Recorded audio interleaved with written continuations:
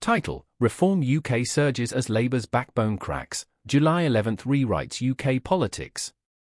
July 11, 2025, a date that will be remembered in British politics. On this single day, Reform UK delivered a historic electoral shock. Simultaneously, Unite, the country's largest trade union, suspended Deputy Prime Minister Angela Rayner and threatened to cut ties with Labour. These two events aren't mirror images, but they share a deeper meaning. The old political order is fracturing, and the future is open. Before we dive into the full story, let me ask you this: do you think Reform UK is here to stay?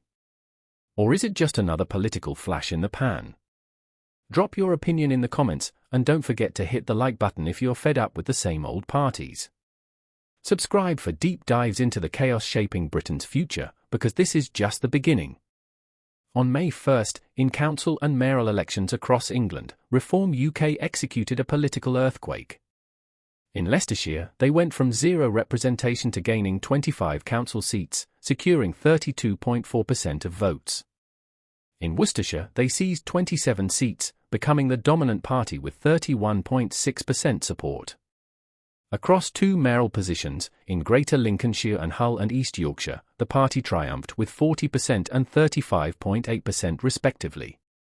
Their first parliamentary seat win came in an extraordinary upset. Runcorn and Helsby, once a 15,000-seat Labour fortress, flipped to Reform by just 6 votes, a swing of remarkable magnitude.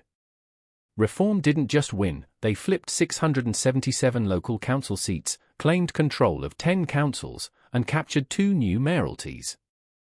It marked the first time since UKIP in 2013 that a third party matched Labour and the Conservatives in vote share, hovering around 30% nationally. This surge did not happen by accident.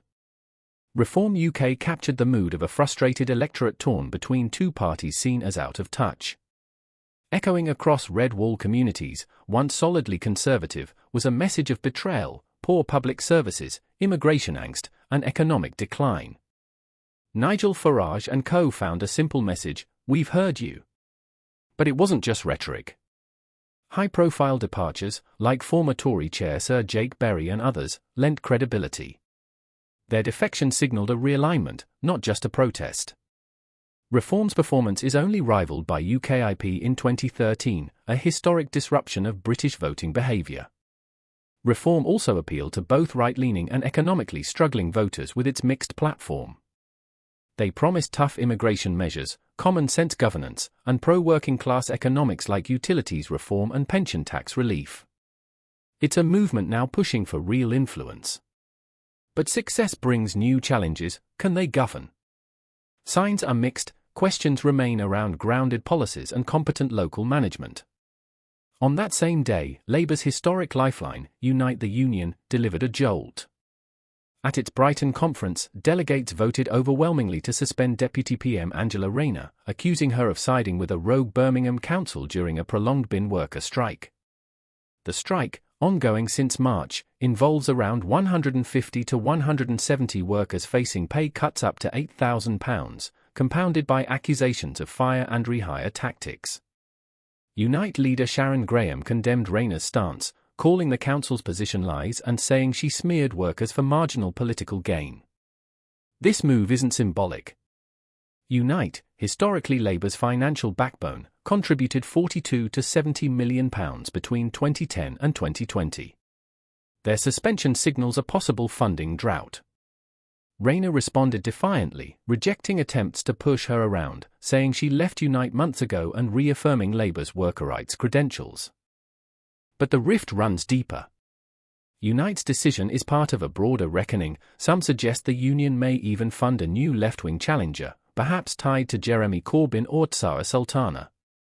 These parallel shocks, the electoral surge of Reform and Labour's union rebellion, are not unrelated. They symbolise a crisis of legitimacy at the heart of UK politics. Reform proves dissatisfaction can morph into power. Labour's message, lost between centrism and tradition, has alienated core constituencies. And now, its unions are ready to withdraw support. Without that union funding and grassroots machinery, fighting back becomes harder. Meanwhile, polls show reform could win 270 to 340 common seats if replicated in a general election, threatening established parties with sudden irrelevance. The Conservatives struggle to reinvent, while Labour debates whether to return to its left-wing roots or drive a centrist agenda. Looking ahead, the stakes are rising. First, can Labour repair its relationship with Unite? With bin worker unrest still unresolved, the schism may widen, and money may dry up. Second, can reform demonstrate real governance?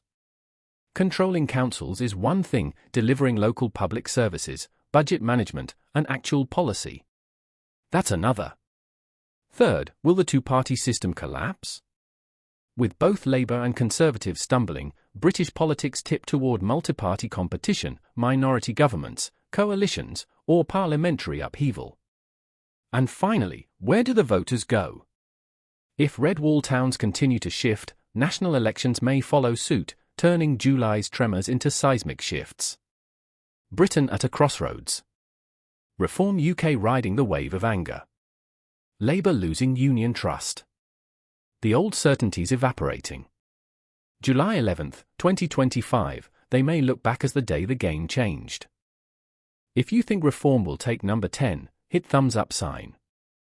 If you believe Labour can heal and recover, red heart hash. If you're just bewildered, comment below. And if you're worried about a fractured future, leave a pouting face.